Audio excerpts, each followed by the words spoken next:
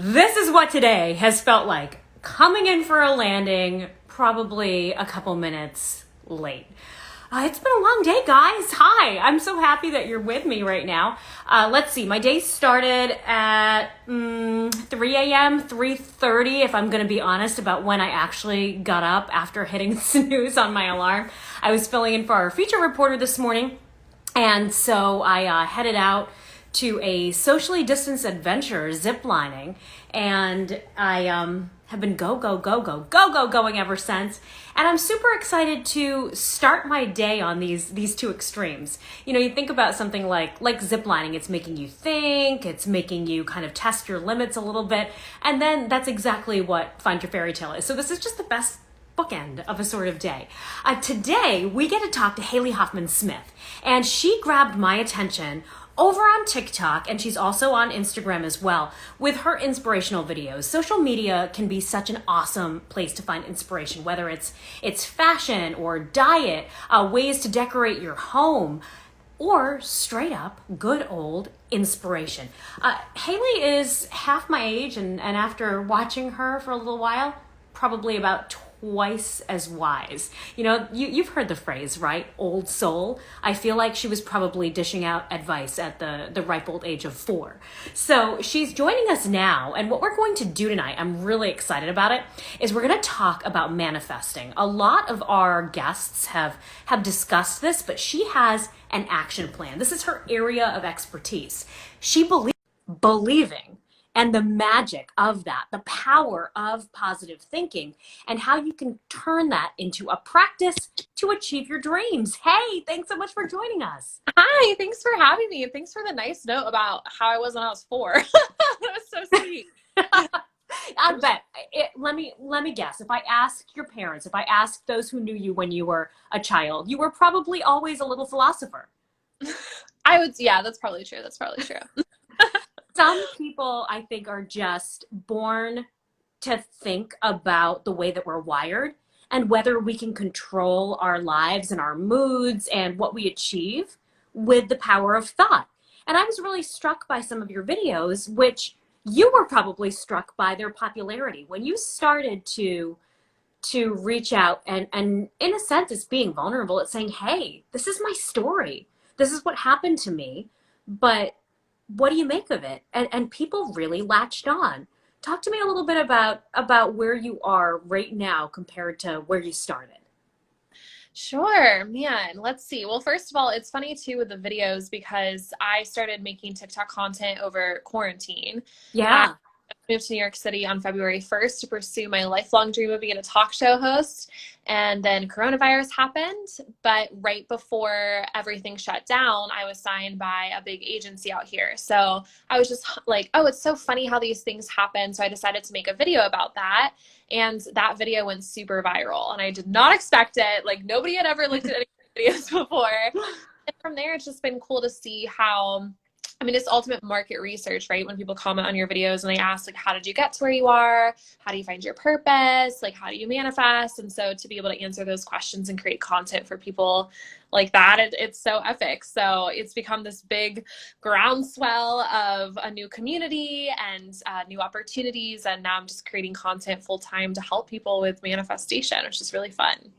I feel like the reason your video, the one that went viral, kind of stuck was because you basically just took beautiful music, you know, and you said, look, here I was. This is where I was, and look at me now.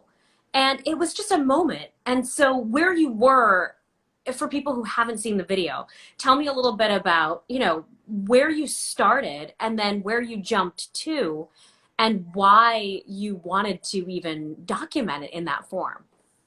Yeah. So when I was growing up, I just was very lost. I did not really have a sense of purpose, a sense of direction. And so that translated into a lack of a sense of motivation in general. I just didn't really care about starting anything or doing anything pertinent. And my senior year of high school, all of that changed because I took a meditation class. That's the only thing and say, I think that was it, because it's just really strange how it happens.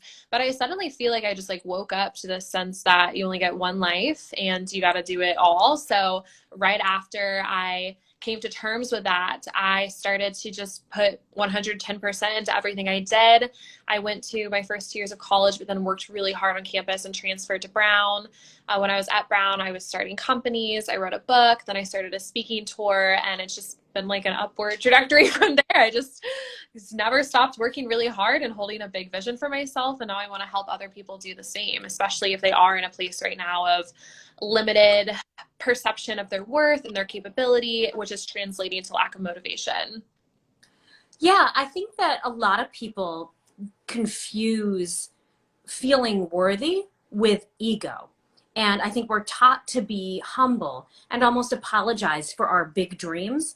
And what I love that you said, and you say over and over, is that you have a lifelong dream of being a talk show host. And you're not scared if somebody sits there and says, that doesn't happen. And there's a lot of people who will try to talk you out of the big dream. But you say, this is where I'm going. This is what I say. So what's your advice, first of all, for people to identify the big dream and then be proud of saying it? Because that's what this whole series is all about, is saying, okay, what's my fairy tale? What is my happily ever after? Let me own it and let me project it out there and not be ashamed of it and not let anybody belittle it. So if somebody has that secret desire, let's talk them through being proud enough to share it and being confident enough to believe that they're worth sharing it. Yeah. Well, I'll say, for one, if anybody is watching this and they're like, I just don't really know what my fairy tale is, my dream life is, you got to go back to when you were a kid, because when we were children, I think we were all born with one really big life calling. And those of us who feel like we don't know our sense of purpose now, it's usually because it was, I don't know, like invalidated when we were a child, or we didn't see it around us, or somebody said that we weren't good at it, or we never saw anybody around us doing it. And so going back to, well, what was it that you called play when you were a kid that you could do for hours? And for me, it was walk in the bathroom mirror. And I loved it. I loved being on camera.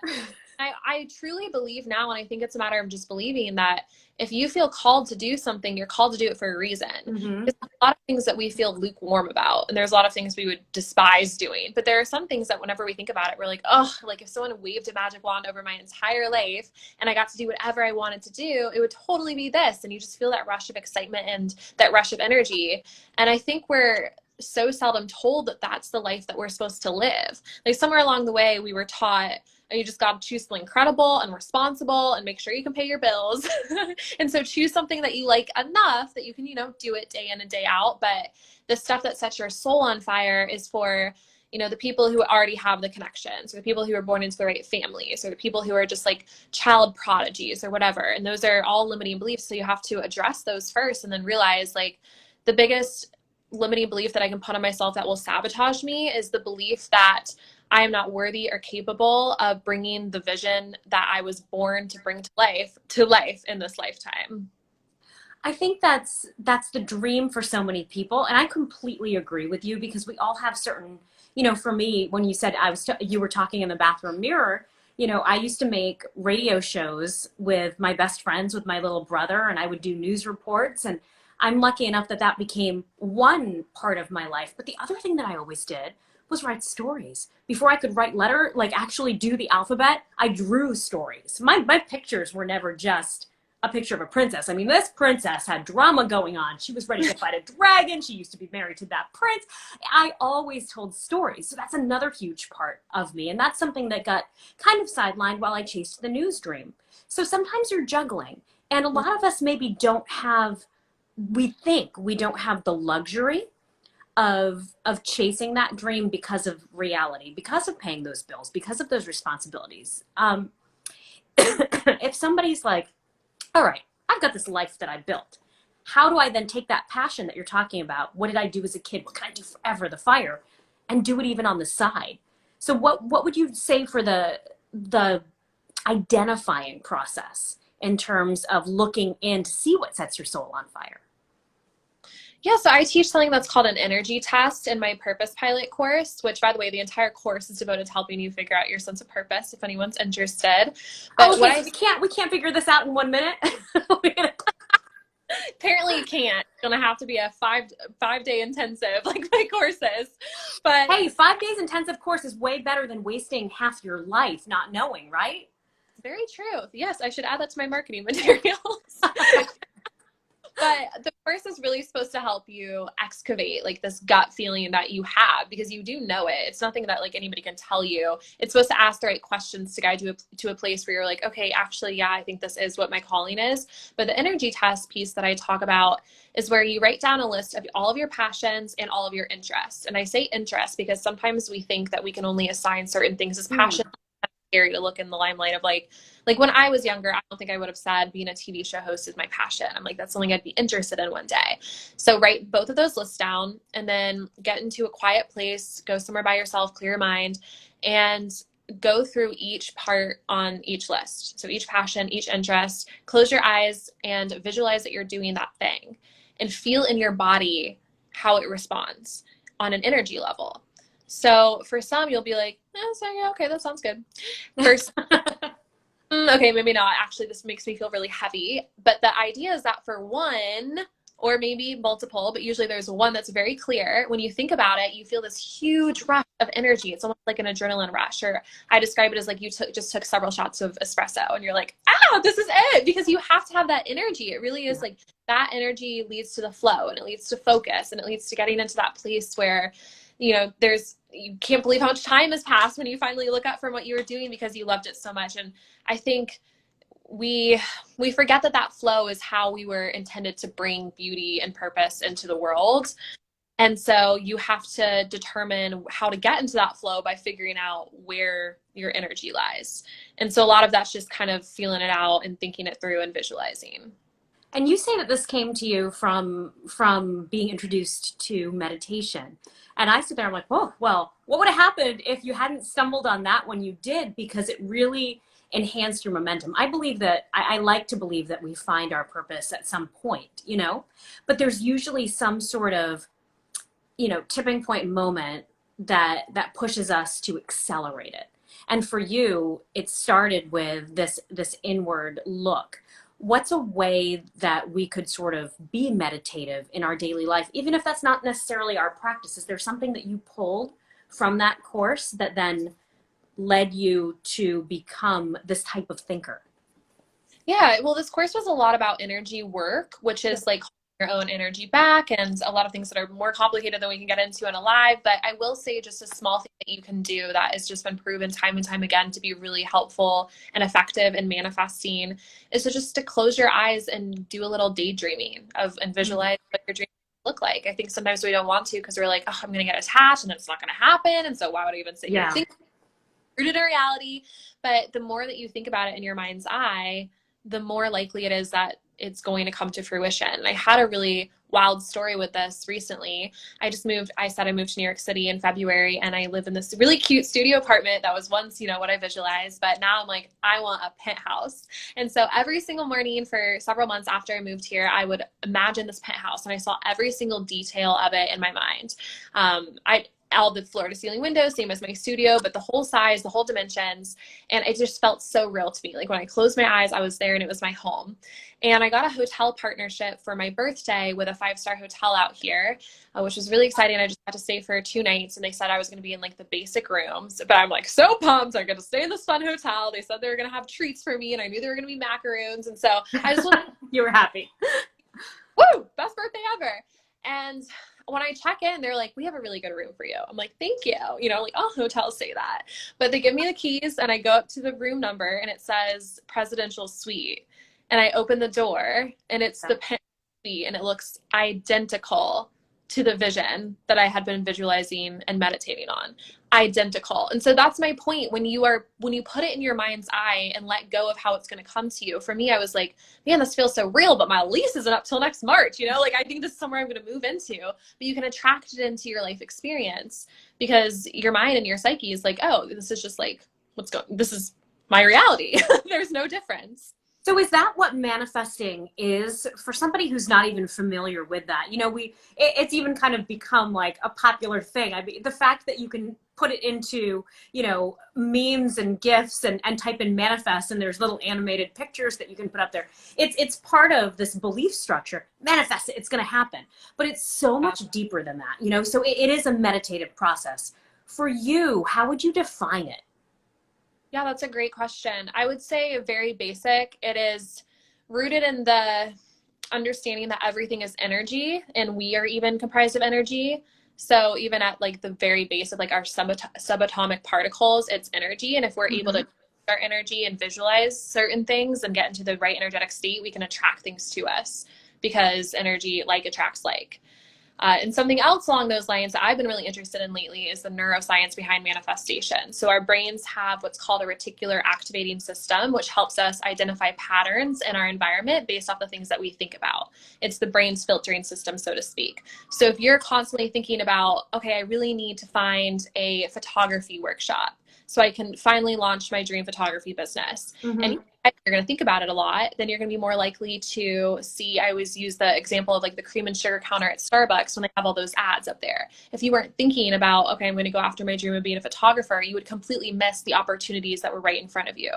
So it's also just like what you think about is what you're able to identify in your environment. So then you're privy to the opportunities and options and the mass field of possibilities that you're constantly living in. So basically, coincidence favors the prepared mind, essentially. Yeah. You're picking the filter that you're seeing the world. You know, it's out there. So I think for some people, they might say, oh, come on, you know, I can't attract energy to me. And there's a lot of doubters out there, but it's not so much what you're attracting to you. It's what you're emanating and then who is going to come toward you. Like if you walk into a room and you are full of joy and you are so excited, let's just take a party. You know, you walk in and you're so excited to be there. This is the best night of your life. And there's 10 people that you haven't seen in forever. You just have news that might be minute to somebody else, but it's your big news. Guess what? Guess who everybody's going to be talking to in that room? Yeah. Because you're saying, hey, I love life. But if you walk in, you're like, I don't be here, you know? What if that guy who didn't call me last week, that girl, I don't, my jeans aren't as cool as hers. All of a sudden, guess who nobody is talking to? Yeah. So you simplify it as much as that. And I just made up that analogy right now. I feel that that's kind of what it is. Nobody wants to be around that energy. Yeah, and a lot of times it is subconscious because everything that I'm reading about, like the quantum physics behind manifesting, which gets really complex, but is so is about how actually we all are so interconnected. So even though we are perceiving ourselves as separate right now, and I'm like, oh, you're all the way in Florida, and we're on Instagram Live together, we are actually right next to each other and feeling each other's energy, even though we are so separate. It's just an illusion. And so you can feel someone's energy and have this like sort of gut feeling about somebody. So maybe you'll be like, oh, I just get really good vibes from this person, or I get really bad vibes from this person. Probably right, because you can sense the way that they're feeling. You can sense if somebody's judging you. You can sense if someone doesn't like you. You can sense if somebody feels really whole and complete as they are and is like showing up to give and is showing up with love.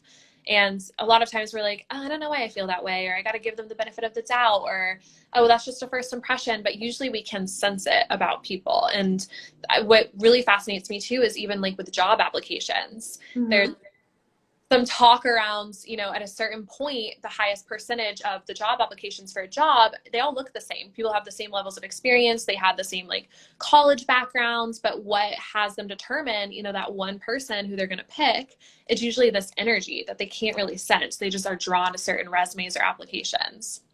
Yeah, that's true. It's what, I went with my friend and her daughter to go see Taylor Swift years ago. Yeah. And she came out we were at Gillette Stadium, and she came out to, gosh, how many people could fit in Gillette? I don't even know, but it was packed. Every seat was sold out. And she had a genuine sparkle in her eye. And we started to call it the Taylor Swift sparkle, where we'd say, okay, the guy that played the genie in Aladdin that we saw on Broadway had the Taylor Swift sparkle because he was doing backflips and sweating and performing like his life depended on it for us and for the next matinee and for the next night and the next night and the next, because that was his passion. So what is it that gives you that sparkle where you soak in your life and you say, how am I lucky enough to live this? And I don't think it has to be that big, but it has to be that inwardly strong. And I'm so passionate about identifying that and helping people identify that, that when I see that this is what you teach, and you are young to be saying, hey, this is how you can find your purpose. It takes people, they might be 80, they might be 50, they might be 40, who knows? But you stumbled on this relatively young, which means you have a fresh perspective on it. So for some exercises that we could do for somebody who's watching right now and they're thinking, okay, you said, all right, start with just visualizing, go back to your childhood, think about what it is that brought you joy. What are some other things that we could do that are tangible to then say, how do we turn this into a little bit of an action plan here? Yeah, well, I think that we will put more into our manifesting rituals or exercises if we actually believe that that they work. Because if you don't believe that they work, you're not going to believe in it when you're doing it, and belief is like half the battle in manifesting. So an exercise that I do that's had some really cool results is go on to a random thing generator online. And you press generate something random. It could be anything from like a shoe to one girl got like a big hair bow, and then just meditate on it. Think about it, think about it, think about it. Like literally just like 5 minutes uninterrupted. Think about the random thing, even if it's so. So wait, the thing generator, you have to bring me up to speed up. So can I just come up with something, or does it have to be something? For sure. So you're thinking about, but something random, like not something that you have an attachment to. It doesn't mean anything. Yeah. That's the idea. And so there is literally a random thing generator on Google, which then you can see what you get. So you just think about it, and then you release and let it go, and you just see if it shows up. And so one cool thing that happened was a girl got a bow. It was like a big giant hair bow, and then she forgot about it. Usually you do forget about it because it's random, and you don't care if you manifest a vacuum cleaner. Yeah. Was biking one day in her city, and she looks over and there's a giant hair bow spray painted on the side of a building. And she sent me a picture, and she was like, Haley, this is wild. And I'm like, yeah, also why would you spray paint a hair bow on the side of a building? And so my point is, when people do that exercise, that's when they start to see oh my gosh, this is really eerie. This was something that was random, and I manifested it into my reality, and then I saw it. Just like I did a TikTok manifesting exercise about frogs, and I got hundreds of DMs of people seeing frogs. And there were several people who manifested real life frogs into their homes. All of a sudden there was a frog jumping around their homes. Yeah. It was there's a belief, I think, in Italian culture, that if you find a dime on the ground, somebody who's passed on is thinking of you. Ooh. And I then, started finding dimes, and then having conversations with family about people who we'd lost. And I'd be like, that's so weird. And then I would turn around and found a dime. But I feel like what this is it's not so much what's happening. It's what's already, you're not creating something that wasn't already there. It's there. You're just not seeing it. So it's about opening your eyes more so than creating magic in the world. You're creating more magic in your mentality. Right. Well, the whole concept is the whole ask and it is given. If you want something, the second you decide you want it, it's right there. You just have to be able to see it. And so if you train your mind, and it doesn't even require that much training, it just requires thinking about it, then you're able to see more opportunities or get into the right vibration to attract those opportunities to you. So it is truly the great illusion is that you're separate from everything that you want to experience or to have or to do in this lifetime. It's all right there. It's just a matter of where your thoughts are and where your energy is. It's interesting because, I feel like, to go back to what we were talking about at the beginning, we're somehow told along the way that fairy tales don't come true. We're taught as children happily ever after, and they do. And then we're taught through experience, or people who are jaded, or people who've been let down, not to get our hearts set on one thing, because what if it doesn't happen? So for somebody who's fearful out there, I call that slaying your dragons. You know, what are the dragons that rear their ugly heads for you?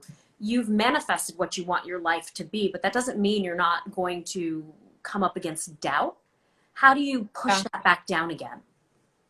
Yeah, I think the biggest thing is recognizing that it's a limiting belief. So if you think about, do you like scary movies? I do. You I do? do. Yeah. Well, I get really scared personally. And what helps me, I don't know if you ever thought this one through, but you're really scared after you're falling asleep at night after you watch a scary movie. And so I'd always tell myself, if I didn't watch that scary movie, I wouldn't be scared right now. Mm. So there's nothing to be scared of. And so I think like doubt or limiting beliefs are kind of the same thing. If you're able to identify where you took on the perception that you should doubt yourself, or where you took on the limiting belief, or who you got it from, you're able to see, well, I could see how that stems from something that's false or something that I misunderstood, and therefore I don't need to let this impact me or hold me back anymore. So we all have limiting beliefs. There's things that happen when we were in school when we were younger, or with our parents, or with our friends, and something that someone said, and we might not even fully remember what they said or how they made us feel. It could be something so small, like we never got to solo in choir, and so it made us think we weren't good singers, even though we were. But it really hurts and it holds us back. We don't fully realize it. We don't know why we get scared when it comes time to like go on an Instagram live and sing and show our voices. And so if you're able to really go back and do some self-assessment and realize, I got this from an experience that I had before, but I can't let that experience run the rest of my life, then you can start to diminish that first sense of the I can't. And so that's why I teach EFT, emotional freedom technique, or tapping, which is, it's essentially like acupressure, but you rebalance the energy points in the body using certain tapping points. And it's a way of dissolving the neural pathways that are attached to the negative feelings associated with what you want to go after. So going back to the singing example, maybe every time now that you think about singing in public, even though it really is your calling and your passion, you start to freak out. You're able to dissolve that neural pathway where the thoughts usually came down, because neurons that fire together wire together. So if you're constantly thinking about fear when it comes to thinking about singing, you're never going to sing, right? And then build out a new neural pathway where you think about excitement and possibility. Then you're able to go back out there and try it without the fear. So that too is where neuroscience links in with manifestation once again. Because if you're scared of it, your subconscious's number one job is to keep you safe. So it's not going to let you see opportunities for it, and it's not going to let you do any of it. That's really interesting. Yeah, I think, you know, personally, I could daydream forever, and I have forever, you know. But now I'm thinking, okay, what are those things that I have stopped myself from doing because of a fear of failure? And it was one step to identify that I was scared of not being able to succeed. And that takes a certain level of introspection and honesty, and say, ooh, I don't think I'm good enough. But really, that's the very tip of that iceberg.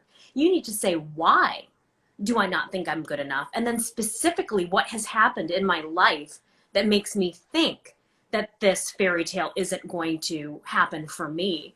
And then if you can blow that out of your life, like, hey, if I'd never watched that horror movie, Yeah. maybe you can flip the script a little bit. Yeah, absolutely. And I think that's what's so empowering too, is to know that there's these tools that you can have in your back pocket that will, don't have to stay stuck forever. A lot of times people don't know why they don't feel motivated or why they feel scared of going after it. And it's this real tug of war that happens between, I want this is what I dream for myself. But on the other side of that, I don't think I'm good enough. I'm scared. Everybody told me I couldn't. I'm scared of the haters. Like, that is a real internal dissonance a lot of us are living with. And you can't just expect that. I will never preach like, well, just think positively and you'll be better about it. Like, you have to look at the hard stuff, and you got to do the stuff to get it out of there. And a lot of that subconscious reprogramming and EFT. That's really interesting. So let's take an example. I mean, if anybody's watching and they want to throw something out, you know, our way. I know you interact with people online all the time. But yeah, throw something our way for sure. Otherwise, we can kind of hypothetically come up with a scenario, because I think sometimes talking it through can help us make some sense out of it. So let's say whether okay, so I'll take writing. I want my book to be a New York Times bestseller and then get turned into a movie. Why do I not think that that can happen? Well, it happens to very few people. It only happens to somebody who's super talented and amazing and the best writer ever. No, that's not true. We all know that you know, books that maybe aren't the best thing that's ever been written turn into an amazing movie that becomes loved by fans for generations. So Yeah. there's something about the energy of the story more so than, let's say, the literary value or, you know, the far-reaching entertainment value. So if we were to take something like that, I want my book to be a New York Times bestseller and a movie. How do we start to break down the limiting beliefs on that? So the first is to identify the limiting beliefs, and they go so much deeper than, oh, like only a few people get that type of accomplishment. So something my EFT practitioner taught me to do is to start with a piece of paper and write down, I am blank. I am blank. And you just keep going, you keep going, you keep going. And a lot of times you'll start at first, you'll be like, I am brave, I am smart. But at a certain point, you're going to come up with stuff like, I am lacking. I am doubtful. I am not enough. And then all these things are going to come up attached to it, because the root cause of you believing you can't have a New York Times bestseller is you believing on some level you're fundamentally unworthy of having a New York Times bestseller, right? And so you have to understand, okay, well, where did that come from? If I wanted to be a writer my entire life, who was the first person who told me that my writing wasn't good enough? And maybe you won't be able to identify it, but like think about somebody, or a time that, you know, you were really proud of an essay that you wrote for school and you got a C or a D, or you flunked out, right? Or you submitted for that one writing assignment, or you submitted to that one literary agent and you got rejected. And you have to go back to those core memories because they're playing a role in the background. You might just think like, oh, I brushed it off and I moved on, but you didn't. Because if all of those things had worked out perfectly, if you had gone out throughout your life and every single time you wrote a single sentence, everyone praised you and said it was the best thing that they had ever read, you would have zero limiting beliefs when it came to, you know, time to write a New York Times bestselling book and believing that you're capable of it, right? Yeah.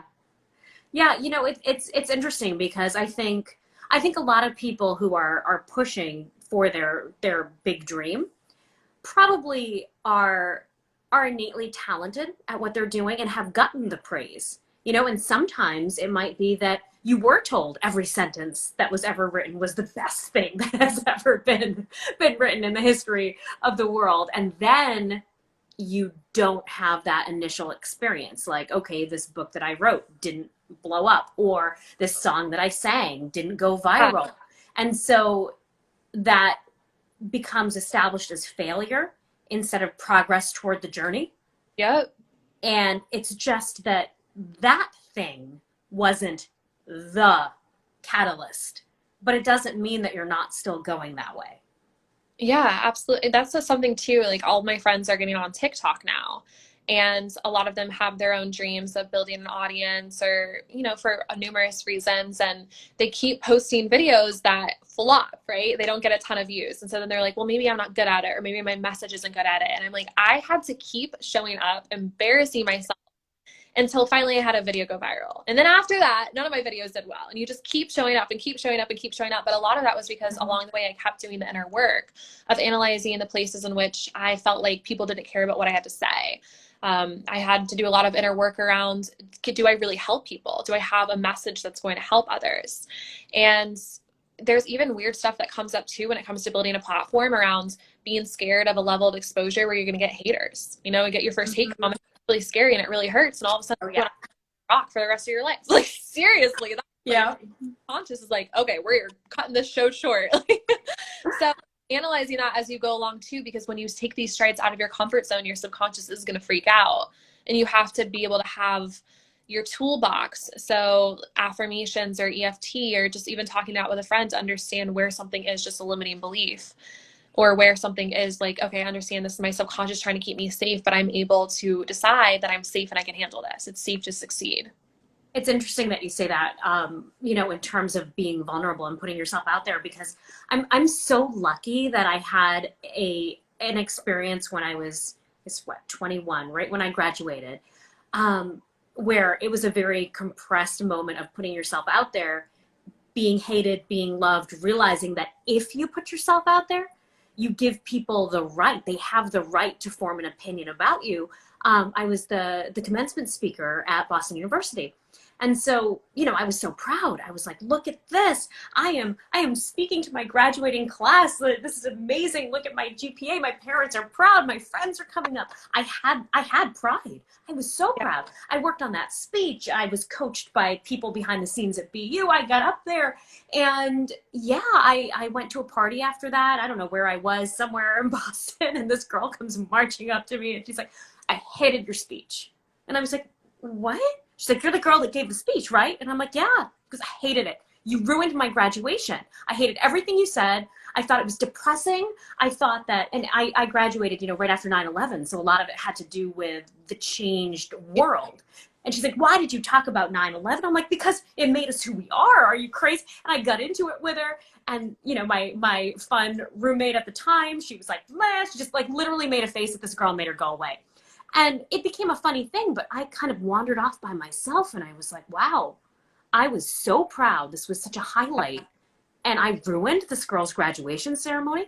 This guy comes up to me and he's like, hey, for what it's worth, I thought you were dead on. Everything that you said resonated with me. It was the most perfect pitched message. So don't listen to her. And I was like, oh, okay. And I went home that night and I was like, they are both 100% right. They are both right. And they both are completely justified in coming up to me and telling me that. And that's kept me grounded in TV for my entire career. Because guess what? They didn't ask for me to show up in their living room. Somebody hired me, they turned on the TV, and I'm there. And they're like, well, this isn't who I wanted to get my news from. And somebody else says, she's my favorite. And both of them have that right. And so that is, I think, the biggest thing about putting yourself out there is you have to say not everyone is going to like me. And that's okay. As long as I like what I'm doing. Right. Yeah. And as long as you can feel connected to the larger intention of it, because your intention getting up on stage to give that graduation speech was to inspire and empower and have it in light of this massive national, international event. Right. And like the way that I look at it too, because someone can just like flip past my video on TikTok. Nobody has to like go to the great lengths to leave some really mean message if they don't have to. And I'm just like, wow, this person is so unhappy. Right. And my heart hurt for them. And, I'm motivated by the haters, not because of like, let me show you. It's more, I'm motivated by them because I want to show them that they are able to have happiness and have everything they've ever wanted as well. It's like that quote by Buddha, if you truly loved yourself, you could never hurt another. And you have to be insane to go out of your way to critique somebody, because there's been times I've seen something on TikTok or otherwise, and I'm like, I don't totally agree with that, or that wasn't the most amazing thing I've ever seen. I never go out of my way to hurt somebody else. Right. Yeah. I mean, we all hurt somebody's feelings by mistake sometimes, but it does strike me when somebody intentionally takes the time out of their day to go be mean to someone. I'm like, okay, all right. Yeah. So for somebody who is thinking that, let's go for the hardcore doubters right now. Yeah, Haley, whatever. I can't believe my way into a good life. I've got bills to pay. I've got mortgages to cover. I've got, family to take care of. I don't have time to be daydreaming. What would you tell them? Well, I would say that means you don't think you have time for your dream life. I'd get a little harsh with it. I mean, also, by the way, like this one is up to you. You can either take the 5 minutes a day to visualize your dream life and write down your goals in the hopes that it'll get you closer, or you can totally give up and be like, this is all that there is. But I think if anybody is drawn to this type of content and they don't shut it out immediately, it's because there's part of them deep down that's like, yeah, actually, I do believe that that's possible. Or maybe I've had, weird scenarios where like something was a coincidence, but it wasn't really a coincidence, or I thought of something and then it happened and I want to dig deeper. And I'd also look at your reasons for why not. I mean, to not take the time to potentially change your entire life, because also when you change your life through this work, you change the lives of the people around you. You show your friends, your family, your children, your parents, what is probable for them in their lives too. We're all impacted by each other's energy. So you're not just doing it for yourself, you're doing it for everyone around you. And it's worth at least give it just a week. Give it a week of suspending your disbelief, trying a few manifestation experiments, seeing what it's like. And if you hate the whole thing, you never have to think about it again and you can be stuck in your life as it is. Or Yeah, and you know, the joy can come too. You don't have to be. Sometimes I had a thought the other day where I was like, slow down to speed up. Slow down. We race. We want that dream to happen immediately. Yeah. And the faster you race, the more impatient you get, the more impossible it seems, because guess what? It's not going to happen tomorrow. So then what did you just do? You set yourself up to fail because I want this to happen, you know, in such and such a time, and then it doesn't, and then you fail, and then you move on. Instead of saying, this is the big trajectory, this is the big picture. Maybe I don't become a, you know, a famous musician, but I'm going to play piano every day, and I'm going to teach my kids how to play, and I'm going to listen to it while I cook. Look at the joy that you have in your life, even if you didn't become some superstar, because I think too, you know, you say what happened in your life that made you have a limited belief. There's also just life. There's reality. You know, there are only a set number of people that ascend to this, you know, millionaire superstardom stratosphere. But that's not the only way to have a dream life. You know, the celebrity life isn't a dream life. It's just a version of it, you know, but any of those people might have been as happy just including that art in their life. Totally. It reminds me of this Jim Carrey quote that says, I wish everybody could get rich and famous and they'd see that that's not the answer to happiness. Mm. It's more like those are byproducts of doing what you really love. When you find that sweet spot, and what I'm talking about, like with the flow and your energy is at a peak and you're doing what you really love, you'll attract money and fame and all the rest of it. But the most important thing is that you love what you do when you sit down to do it. You said in one of your TED Talks that it's even beyond energy within yourself. Like you can actually connect to other people. I want to pick your brain on that a little bit, where you can create a network of support and energy. Yeah, so I was talking about this really incredible book that I had read that was looking at patterns of energy amongst people. So it was studying how when you're in a traffic jam, a lot of times traffic just all of a sudden it stops out of nowhere. And I would always notice as a kid too, I'd be sitting in my section of the classroom and I'd be taking it with the other kids, and all of us would finish at the same time. And I'm like, so strange. And it's like just our corner. Or you see birds fly in murmurations. Like we're all impacted by each other's energies. And so that just goes back to the point of we're all more connected than we think. And so even if you try something like you think about somebody you haven't talked to in a while and you just really think about them and really send them a love, you'll probably hear from them tomorrow because they'll That feel happens it. all the time. You're so right. Or, you know, you think of somebody that you are close to and you pick up the phone and you call each other and you're like, wait, did you call me? No, I was calling you. Yeah. And it's like your first time talking with them in forever. It's just wild. So I love exploring that just because I do think, kind of going back to your point from the very beginning of this entire live, that I did always feel like there was something more beneath the surface of life. You know, that we're more connected than we think. You know, being separate is an illusion. We can have everything we want. If we're called to something, then there's nothing stopping us from having it. And that's why I love manifesting and talking about this stuff, because it's just so fascinating. Like it's really understanding the fabric of our lives and our realities and our ability to create our realities. And that's the most empowering thing of all that you could possibly talk about. And you're teaching it. So if people want to sign up, it's a whole month in November, right? You have a pretty intensive course coming up. Yeah, so I'm doing a manifestation mastermind called Big Dreams Loading. And we have several different tiers, but the basic one is that there'll be a different manifesting exercise or challenge every single day that will increase your belief and your manifestation powers. And you'll also have that community accountability. I do a guided meditation. We do a manifesting 101 workshop, a vision board workshop, and then there's also coaching with me too. So it's basically a month to accelerate and supercharge your dreams. When it comes to manifesting, one of our viewers is asking, you know, kind of about the specificity. It seems easier to manifest something like money or a house than something very specific like writing a book. Is it better to get specific in your opinion, or do you start sort of macro and then go in little? I think it's really important to start specific and start small. So don't start with something. So the other way, the complete opposite.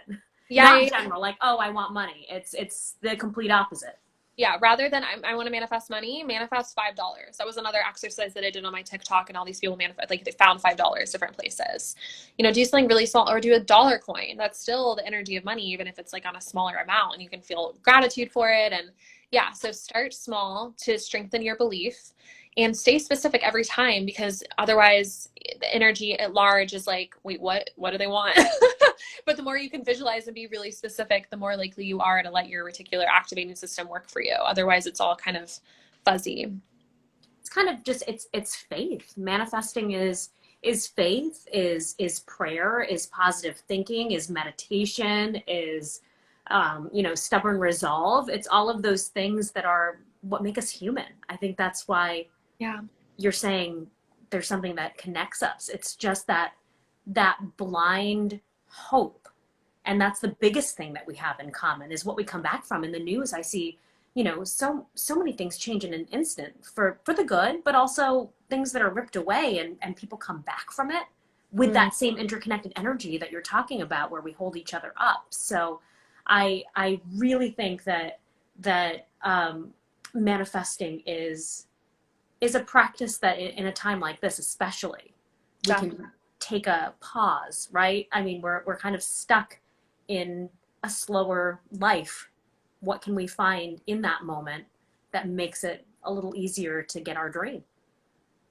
Yes, absolutely. Yeah, I think now is the perfect time to at least create some space for yourself where you're able to visualize joy. Give yourself permission to feel joy. I know sometimes it feels like, well, that's not fair for me to feel that way right now when there's so much hurt and suffering going on. But the best thing that you can do is get into a vibration of that joy and that love, because you never know, you might have to go to the supermarket later and you'll walk by somebody who feels your joy and doesn't even know where it's coming from, and it helps them have a better day. And we are so all interconnected that your happiness and your joy impacts the mass happiness and the mass joy. And so that's a small way that you can help the masses while also helping yourself. It's so true. Hey, do you have a favorite fairy tale? Ooh, that's a good question. Let's see. I think I've told people a bunch of times that mine is The Little Mermaid, because she has to sacrifice everything for what she believes in. She has to sacrifice her very self for love. And I go back to the original one, where she's willing to put her life on the line to save the life of her prince. And whether it's the prince or your passion or your family or whatever it is that you believe in, you put your life on the line for it. So that's my absolute favorite. But I didn't know if there was one that you just remember from your childhood, or one you even go back to and think of today. Maybe like Rapunzel or Tangled, just because of she knew there was something more out there. And Tangled, she wanted to go see the lights, and she didn't know why she was called to it, and she was trapped, but she went to go see the lights, and they were actually for her. You know what? That is no wonder I like that one. That is perfectly with everything I teach. I was laughing. That's why I always ask everybody, because there's a reason why, and sometimes you haven't thought about it for years, but if you answer quickly, the reason you love it is everything that you do usually. Yeah, absolutely. So chase the lights, and thank you for sharing your light with us tonight. I appreciate it so much, and I can't wait to see what you do next. I think it's going to be big. Have me on your talk show someday. I sure will. You don't even I'll come visit. I'll come visit and hang out. Oh, thank you so much. And I will, for anybody who's interested too, I'll share the link to your course as well, because I think it's important to break things down and make these big ideas be tangible things that we can work on every day. Yes, absolutely. Thank you for sharing that. And thanks for sharing your platform with me. Well, you know what? We're going to find our fairy tale. Oh, yeah. I'll see you in the happily ever after. Oh, I love it. Have a wonderful night. You too. Bye. Bye, everybody.